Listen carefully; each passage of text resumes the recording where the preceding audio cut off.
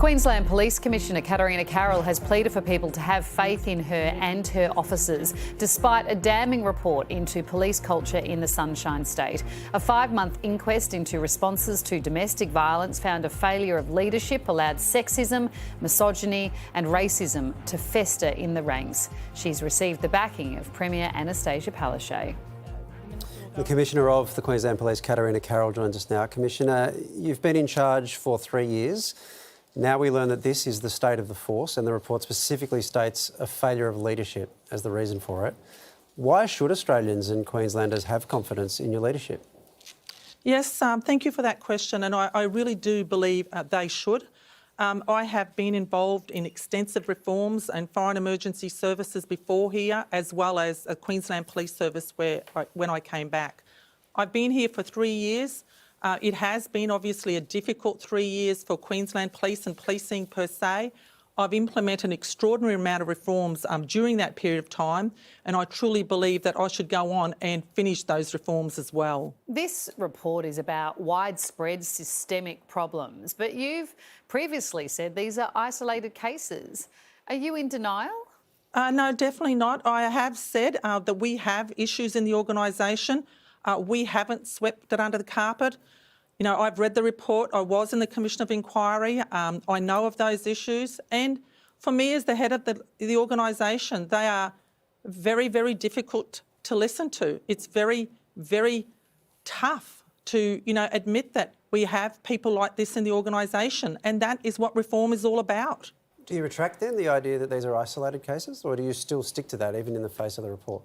No, there are some areas where it is the best culture, great leadership, and there's other areas where there's definitely more concern. So when you look across the organisation, and it's a vast organisation of 17,500 people, the vast majority are good people doing great work. However, there are some areas that I said are more concerning at others. When you're reforming an organisation, it needs to be organisation reform across many areas, procedures, processes, so it has to be widespread reform. And yet no one's lost their job. How will you reform things without getting rid of the people that you referred to who are letting the force down? We've spoken a lot in obviously recent months, the difficulty currently in removing people from the organisation, and I have got legal advice to take a certain course of action in relation to some of these people. In fact, I have gone back and reviewed all of the cases to look at what further action I can take. Some of these members will, one in particular and others in the next few weeks, will be told to show cause as to why they are suitable to stay in the agency. It is something that is difficult to work through. I have already spoken to my minister that if this is not effective, that we really do need to have the conversation to make the legislation more effective into the future. You've indicated that you're looking at ways of removing people from the force who you think need to be removed. Given that the report says the failure was a failure of leadership, how many of the leadership are in that category? I think that we all need to be held accountable.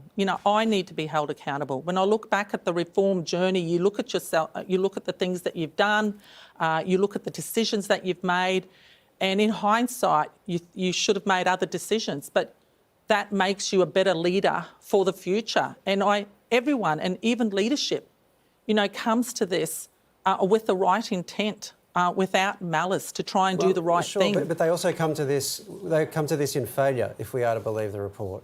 Is it tenable, given what we've just learned, that no one in the leadership team loses their job? I've got to see, what has happened in the leadership team. The leadership team want to take this forward. And it has been extraordinary reform over the last 3 years. It is complex. It is complex. And I think there needs to be an opportunity to continue with this piece of work. And as I said, there's high confidence. I have high confidence that we will deliver. You've spoken about your personal history before. What sort of sexism did you experience? I joined in 1983. a few horrific incidents actually in the 80s and the 90s.